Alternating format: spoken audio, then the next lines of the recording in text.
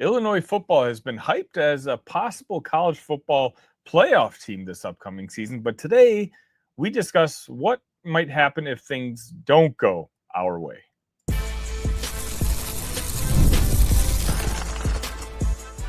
You are Locked On Illini, your daily podcast on the Illinois Fighting Illini. Part of the Locked On Podcast Network, your team every day. Welcome all to another edition of Locked On Illini. Thank you all so much for making us your first listen each and every day. Today's episode is brought to you by FanDuel. Right now, new customers can get $150 in bonus bets when your first $5 bet wins. My name is Verma, your host here at Locked On Illini, where I continue to provide you coverage daily. That's right, every single day of the orange and blue, and all the information here is absolutely free. The only thing I ask for in return is let me know you're watching, and you can do that by commenting on this episode, hitting that like button, and making sure you're subscribed to the channel as I continue to try to grow and maybe hit 4,000 by the time the football season starts. Speaking of the football season, now today's episode is going to be slightly different. I'm in off-season mode. I'm drinking the orange and blue Kool-Aid for the most part, but today I wanted to talk about a scenario where what if things didn't necessarily go the Illini's way. We're talking about an 8.5 over-under, according to Las Vegas on FanDuel. And 8.5 is a pretty big number. Now, when this line first came out, it was 7.5. And I'll be honest with you, at 7.5, I thought there was an incredible amount of value on the Illini, taking a look at their schedule and the possibilities of them hitting 8 plus wins. Keep in mind, this is a team that literally won 9 games last year, 10 if you include the bowl game. And now this year, you have 18 starters returning. You have a returning starting quarterback who happens to be a senior. And I talk about this all the time. Having a senior quarterback in today's college landscape is an absolute cheat code. So, of course, I can't blame myself and other Illini fans for being a tad bit optimistic coming into this season. And it's not just us. If you take a look at the national landscape, a lot of national media, a lot of national writers are talking about Illinois possibly being a college football playoff sleeper. How much of a sleeper? Who knows? Obviously, you want to finish in the top 4 in the Big Ten Conference. Is that feasible? It is. But let's talk about a scenario where things don't work out for the Illini the way we want it. And I think if that were to happen, it would have to do with 2 things. A, injuries. No one can control injuries, right? That you just kind of sit down, pray to the football gods that your team stays relatively healthy, as Illinois did last season. But the second thing, and the thing I want to kind of focus on today about why maybe I'm a little less optimistic as I was a couple of weeks ago, now that I'm in my deep dive of getting ready for not just the college Big Ten media days that are going to happen at the end of the month, but just college football season, to me, is right around the corner. In fact, the media days for me is my own personal, we're kicking off the college football season. So I've been doing a little deep dive on the Illinois team, on the other teams on the schedule. And this is where I wanted to just kind of discuss what could be the worst case scenario for Illinois football this season. All right, I got the schedule pulled up for you if you're looking on YouTube. Otherwise, I'll try to be as descriptive as I can if you're one of my faithful podcast listeners. The issue I have is our schedule may be tougher than we're giving it credit to be. You take the look at the first game on August 29th. We're playing the Western Illinois Leathernecks. That obviously should be a victory and an easy victory. It's a game where I'm hoping that we've gotten things taken care of by halftime and we can rest the players in the second half. Why?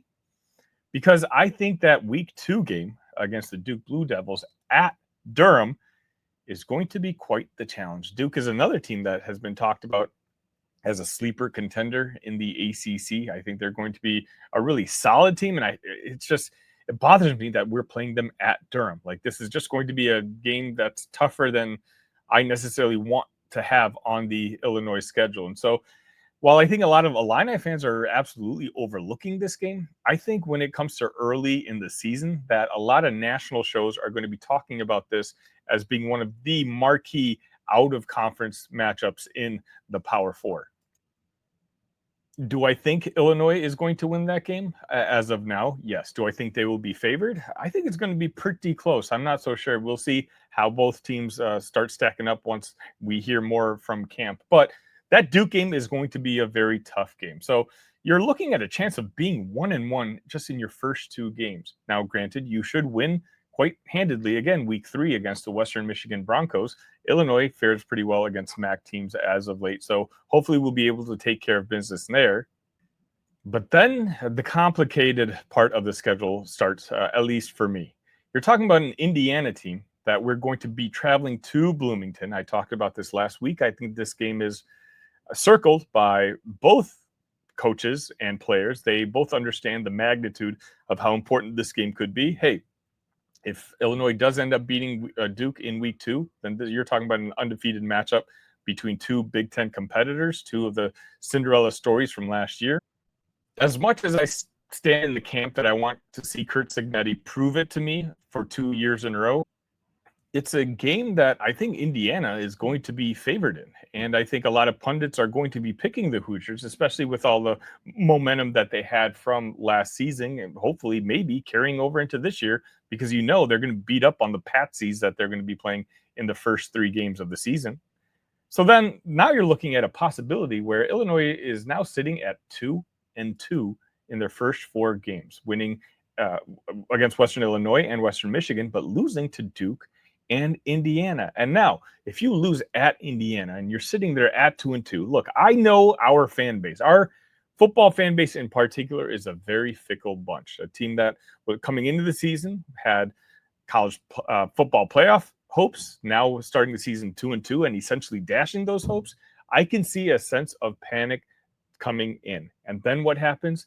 The USC Trojans come to town. Now, USC obviously have struggled a bit under Lincoln Riley. Lincoln hasn't quite been able to figure out the Big Ten Conference yet, but USC year in and year out is going to be one of the most talented teams in the entire conference.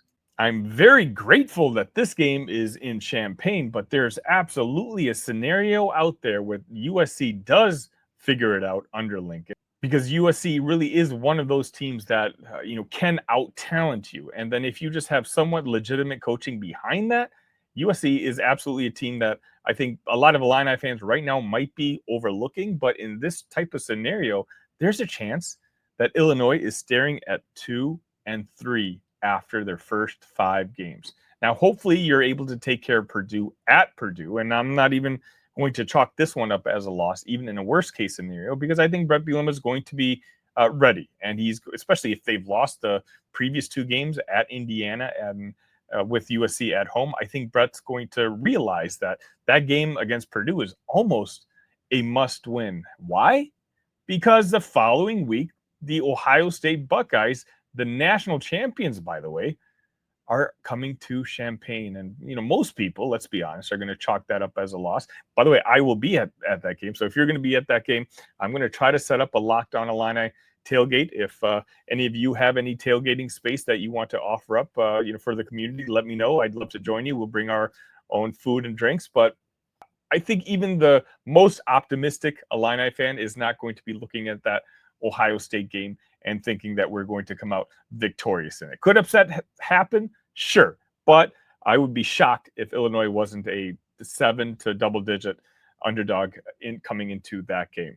After Ohio State, you have a bye week. Finally, you're talking about 7 straight games until Illinois gets its first bye. At this point, and again, we're talking worst-case scenario here, right? You're hoping we don't have a key injury early in the season because there's no time off. There's no week off where a player can get healthy. No, it's just game after game after game. And in this case, you have that 1 week off, but then you play at Washington. And I know there's a lot of folks here who maybe only follow Illinois football or only follow Big Ten football. And you may not be as familiar with the Washington Huskies and what it's like playing at Husky Stadium. I have another gig where I cover the entire Big Ten conference for the Big Ten show. And let me tell you, going to Seattle, Washington is one of the toughest road environments that is alive in college football. And for Illinois, they're not going to be able to take that trip for granted. Washington's a team who maybe had struggled somewhat last year after coming off that national championship appearance, but Washington's very talented as well. And they're a team that when they're going, they're one of the best teams on the West Coast. And that's another game that all of a sudden you're really going to have to look out for. So now my scenario here has Illinois at 3-5 in your first 8 games. Now, do I think that's going to happen? No. But if you take a look at these games on an individual basis, could that be the case? Absolutely. Now, I do think the schedule gets a little easier from there on. I'm going to be honest with you. I think we take care of Rutgers, especially at home. I love the fact that we have Maryland at home. Those are 2 games there, I think, even in our worst case scenario, that Illinois and Bret Bielema should be able to take care of. But then we have a game at Wisconsin. And so you're staring at 5-5 as your record. You need one more game for a bowl win. And then you go to at Wisconsin and you have home Northwestern. Now, again, I'm still leaning win here, but in the worst case scenario, Wisconsin, we know, has a very, very tough schedule. Take a look at it if you don't believe me. Arguably the toughest schedule in the country this year. What if they've bought into Luke Fickell and they are fighting for their coach's job at this point? Because that very well might be the case. And so you're talking about Bret Bielema, the University of Wisconsin, that past history, Luke Fickell essentially fighting for his job. And we remember the crazy antics that he pulled off the last time Illinois and Wisconsin played. I think this is going to be a real big game. I think Illinois is going to be favored. I think Illinois should win. But if I'm being honest with you, is there a chance that they lose? Yes. And so right now we're sitting at 5-6. Then we get, fortunately, the Northwestern Wildcats at home. And that's why I think even in a worst case scenario, Illinois wins that game. You're looking at 6-6. Illinois still makes a bowl game. And it's funny, I'm saying this because in past years, if we got to 6 wins, I would almost count that as a best case scenario. Here today, I'm talking about a worst case scenario, and Illinois is still a college football bowl team. You let me know what your thoughts are. Am I out of line in saying any of these could be losses? I don't think I am. I've actually gone over this list a couple times. We're going to get JR's thoughts right after this.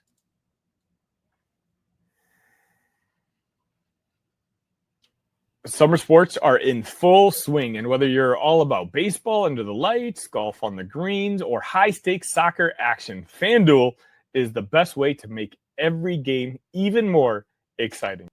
You're already following the action. Why not make it a little more thrilling? With FanDuel, you can get in the game while your friends are getting sunburned at the beach. I've been using FanDuel to track my favorite matchups, and the app keeps it fresh with new daily promotions and fun ways to bet. Again, I've already told you guys, I've got my eyes locked on PCA on the Cubs. I have them at plus 8,000 and plus 5,500 to win the National League MVP. Right now, he's the second favorite, I believe, right behind Shohei Ohtani. So that's going to be something I'm going to be following along all summer long. If you're new to FanDuel, new customers can bet just $5 and get $150 in bonus bets if your first bet wins.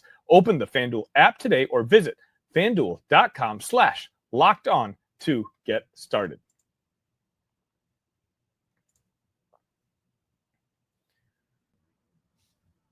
And welcome back to Locked On Illini. If you haven't already, make sure you hit the like button, even on the so-called negative shows like today's might be. Worst case scenario, we'll do a best case scenario down the road as well. But in order to get some thoughts on what I just said in the first segment and, get some fresh perspective from a non-Illini guy, I wanted to invite JR once again for the second time this week. JR, thank you so much for jumping on Locked On Illini.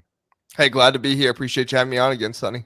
So I'm going to be honest with you, JR. I had this on like the back burner for me to do the worst case scenario for Illinois football this upcoming season.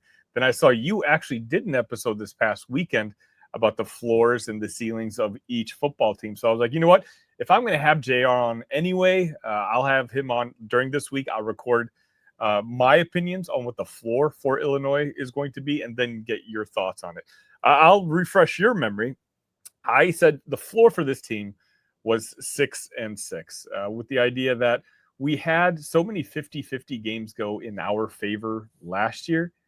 There's a scenario out there that if we lose every 50-50 scenario this year, we lose to Duke, we lose to Indiana, we lose to USC, we lose to Ohio State, we lose to Washington. And there was one more team in there. Wisconsin. Oh, yeah, Wisconsin, exactly. And Wisconsin, thinking maybe it's a Luke Fickell, come out party, players play for his job or something like that. Again, you're talking about 50-50. Each game goes against us. What say you? For the folks here, please watch the Big Ten Huddles version of the floor and ceiling of every team in the Big Ten Conference. But when I talk about Illinois, what numbers did you give? Yeah, so I'll leave the best case scenario for the episode, right? That's the one everybody wants to hear. So go on over to the episode and listen to the ceiling record there.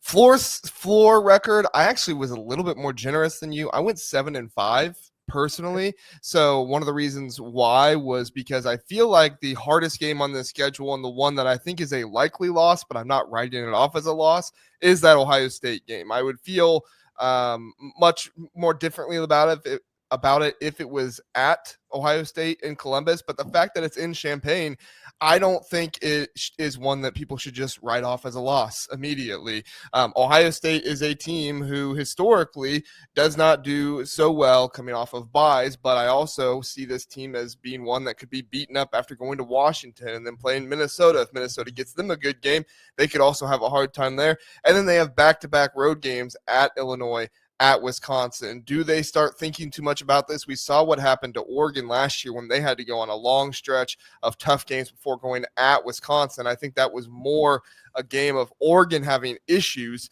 and not executing the right way than it was Wisconsin doing anything spectacular. However, this one is switched where I think that Ohio State could have some issues, probably not as many because it's not as long of a stretch, but there are this Illinois team is a much better team than Wisconsin was last year. So you take those two things into account. I still like Ohio State to win that game, but I think it's going to be closer of a matchup than some people anticipate. And then you also look here, I agree with you. There are probably 6 games on the schedule that are likely losses or 50-50 or just likely wins, but you have a little bit of skepticism there. I think your likely wins are at Duke, USC, and at Indiana, JR. You didn't say Indiana, JR. No. I think that's a 50-50 personally. Yeah. I think that's a 50-50 one, especially because it's at Indiana. Sure. I want to see Kirk Cinetti in a close game with a Big Ten opponent that has a quarterback, right? They were in it last year with Michigan, but Michigan didn't have a quarterback. They weren't able to respond any of these ways. Illinois plays a very similar brand of football to Michigan in some ways, and I think that you could catch Indiana, not catch Indiana there. That makes it sound like Illinois is the underdog. This is going to be a very close game, and this is one that Indiana is going to have to be completely ready for because Illinois, they have every opportunity to win this game. That's a 50-50 matchup. But you go into the other ones, like I said, at Duke, USC, at Wisconsin. Those are the games that I think you should win if you're Illinois. But what happened last year? You should have beat Purdue, and that game was much closer than it should have been. You should have beat Rutgers, and that game was much closer than it should have been. So while I see what you're saying about 6-6, I don't know if I see a Bret Bielema team stooping that low. This team has too much hype. This team has too much experience coming back. And I think veteranness is something that oftentimes gets overlooked. We talk about returning production, stuff like that. But veteran players who have played a lot of football, who are calm, cool, collected. They were calm, cool, and collected last year in close games. What were they, 5-1 in one-score games last year? And Bret has done it his entire time at Illinois. He's won close one-score games. And so I just don't see Illinois getting to that point, 6-6. I think 7-5 is the floor. I'm kind of going out on a limb there a little bit, but I don't see him getting any lower than that. Yeah, and I mean, I obviously certainly hope that you're right. I agree what you say. I love the fact that, last year we were one of the youngest teams in the Power Four, and we finished with 9 wins, 10 if you include the bowl win over the SEC. If you just gradually they're all 1 year older and you're returning 17 to 18 of those starters, then yeah, maybe they can match that 9 or 10. For me, it's just those road games that just kind of bother me. I like having a veteran group, but like Illinois, as I mentioned in the first segment, they don't really have experience going to Seattle, Washington. That Washington team is a tough. I think they're one of the more underrated teams going into next year. And I just think that environment, something that the Illini have never experienced before. Washington obviously being a new member of the Big Ten Conference. I think I'm a little bit more worried about that game than maybe the fan base might be. But then, again, Duke and Indiana, the way I start off my segment was saying is there's a chance that Illinois is 2-2 after the first 4 games, maybe even 2 and 3 if they lose to USC, just because, USC, sure, they've struggled, but they still have 4 or 5-star talent almost at every position. But I'm just worried that there's so much enthusiasm and positive feelings coming into this season that if Illinois does stumble out of the gates a little bit, like again, the Duke game is going to be a really tough game for Bret Bielema and company. The fact that we're playing at Durham makes it even more makes me feel a little bit more uneasy about it. If they lose that game, and then we have 2 weeks later, we have that game against Indiana that Illinois fans have been talking about forever. We obviously wish we had that opportunity last year to play the Hoosiers. We finally do get to play them this year. And if the Hoosiers come out on top, I'm just worried that a 2-2 start to the season can deflate a lot of that momentum. And Bret Bielema is going to have a challenge on his hands, because the fan base, as we've sold out season tickets, but if the energy is gone, if the electricity is gone, it's going to be on Bret Bielema to get the locker room still continued to be locked in. Because a lot of college fans like myself and my fan base, or the Illini fan base, they're drinking the Kool-Aid. We've heard us being mentioned as a sleeper for a college football playoff spot. You lose 2 of those first 4, or God forbid 3 of those first 5, that conversation is over. And I'm just afraid you're going to have a lot of, here we go again with Illini football. Yeah, it's definitely possible. I hear what you're saying about that Duke game, and I do think that is a game that Illini fans need to be aware of. I think a few months ago it was kind of a game that was being written off, and I think people are starting to talk about it more and recognizing that Duke is a pretty good team in the ACC. They probably are going to go floor 7-5 this year. They could get up to 9-3. I don't think they're going to get any higher than that personally. But I also think we need to pump the brakes on Darian Mensah a little bit. And I don't say this to say Illinois is not going to win because of Illinois. They're going to win because Duke, he played at Tulane before. But that Duke isn't good enough for something. I just think that Darian Mensah, he was a freshman last year, correct? He's going to be a sophomore this season. He's going to be playing ACC ball. If the Big Ten really is the conference that we say it is, it's the best conference in college football, a sophomore quarterback who has only played Group of 5 and who has scored an average of 20 points against Power 5 teams comes, into a game against Illinois, albeit at home, but dices that team up, then maybe the Big Ten isn't the conference that we think it is. I think the Big Ten is the best conference in college football, even though many SEC people will point to strength of schedule and everything else. Look at the on-field numbers. Look at the coaching. Look at the development. It is the Big Ten. And a team like Illinois, who has developed their players, who should have that veteran experience, they should be able to go to Duke and maybe not handily take care of Duke, right? But let's also remember this Duke team last year that went 9-3, they beat Northwestern in overtime by 6 points. You're Illinois.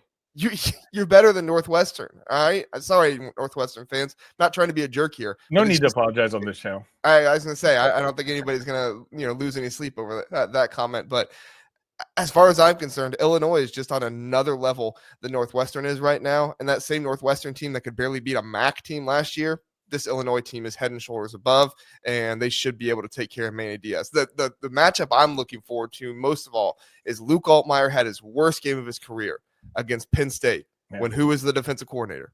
Manny Diaz. Good point. Let's see if Luke Altmaier can redeem himself. Luke, do it. Put up 300 yards, 3 touchdowns, no interceptions. I'm not jinxing him, but that would be awesome to see. Now, you bring up a fantastic point, and one that overall, that's my mindset as well.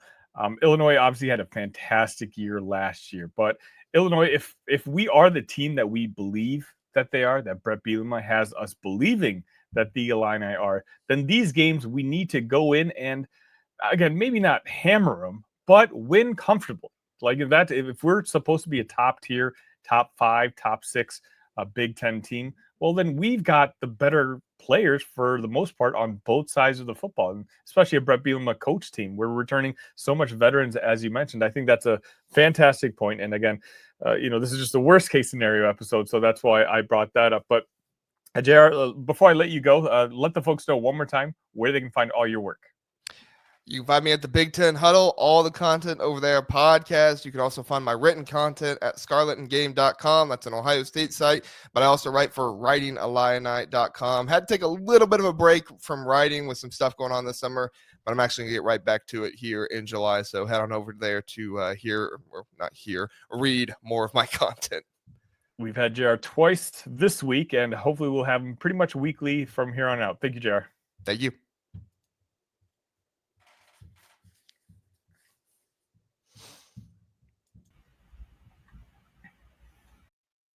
And welcome back. Lastly, today, I wanted to cover some what I consider pretty major news that came out of Champaign on Tuesday.